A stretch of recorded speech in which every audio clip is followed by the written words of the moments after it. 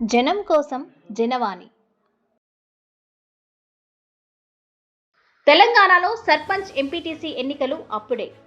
తెలంగాణలో sarpanch MPTC ZPTC ఎన్నికలు September 30లోగా నిర్వహించాలని హైకోర్టు సర్కారుకు డెడ్ లైన్ విధించింది. అయితే ఈ ఎన్నికల నిర్వహణ విషయంలో ఇంకా సస్పెన్స్ కొనసాగుతోంది. బీసీలకు 42% రిజర్వేషన్ ఇచ్చే ఆర్డినెన్స్ ప్రస్తుతం రాష్ట్రపతి వద్ద పెండింగ్ లో ఉంది. మరోవైపు ఆశావాహులు ఎన్నికల కోసం ఎదురుచూస్తున్న నేపథ్యంలో సర్కార్ నుంచి కీలక అప్డేట్ వచ్చింది. స్థానిక సంస్థలు ఎన్నికల నిర్వహణ, బీసీ రిజర్వేషన్లపై అధికార కాంగ్రెస్ పార్టీ త్వరలో కీలక నిర్ణయం తీసుకోనుంది. ఈ అంశాలపై చర్చించేందుకు ఈ నెల 16 లేదా 17న రాష్ట్ర కాంగ్రెస్ రాజకీయ వ్యవహారాల కమిటీ సమావేశం నిర్వహించాలని ముఖ్యమంత్రి రేవంత్ రెడ్డి, పీసీసీ అధ్యక్షుడు మహేష్ కుమార్ గౌడ్ నిర్ణయించారు.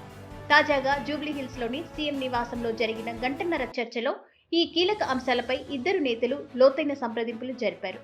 పీఏసీ సమావేశంలో 42% బీసీ రిజర్వేషన్లతో పాటు సర్పంచ్, ఎంపీటీసీ ఎన్నికలను ఎప్పుడు నిర్వహించాలనే దానిపై నాయకుల అభిప్రాయాలను తీసుకోవాలని నిర్ణయించారు. మెజారిటీ అభిప్రాయాల ఆధారంగానే ఎన్నికల నిర్వహణ, బీసీ రిజర్వేషన్లపై తుది నిర్ణయం తీసుకునే అవకాశం ఉంది.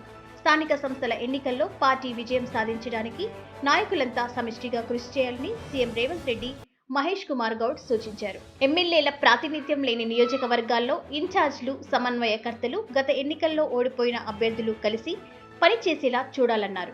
అంతేకాకుండా రాష్ట్రంలో ఖాళీగా ఉన్న నామినేటెడ్ పోస్టులను త్వరగా భర్తీ చేయాలని నిర్ణయించారు.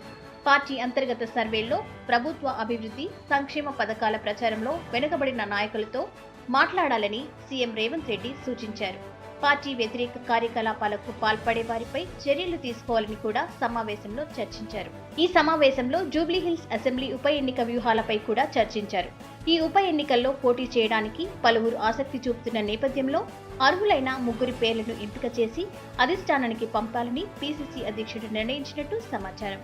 ఏది ఏమైనా మరో వారం రోజుల్లో తెలంగాణలో సర్పంచ్, ఎంపీటీసీ, జెడ్పీటీసీ ఎన్నికలపై పూర్తి క్లారిటీ రానుంది. ఈ వీడియో మీకు నచ్చితే లైక్ చేయండి, షేర్ చేయండి. మా జనవాణి ఛానల్ని సబ్స్క్రైబ్ చేసి మాకు సపోర్ట్ చేయండి. జనం కోసం జనవాణి.